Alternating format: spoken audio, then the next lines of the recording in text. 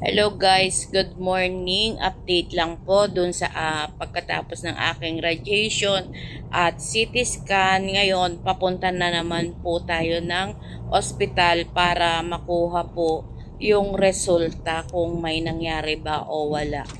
So, nandito po tayo sa parte ng Eastwood sa may Katipunan at malapit na po tayo sa ospital. Ayan. At eto, waiting po ako sa aking result.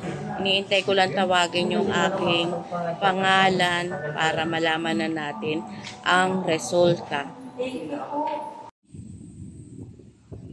So, ayun na nga guys.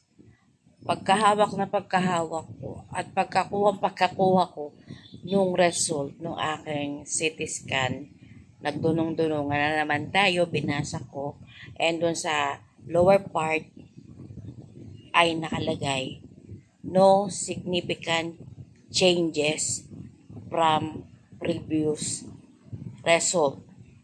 So, wala na namang nagawa ang radiation at yung chemotherapy na pinaghirapan ko.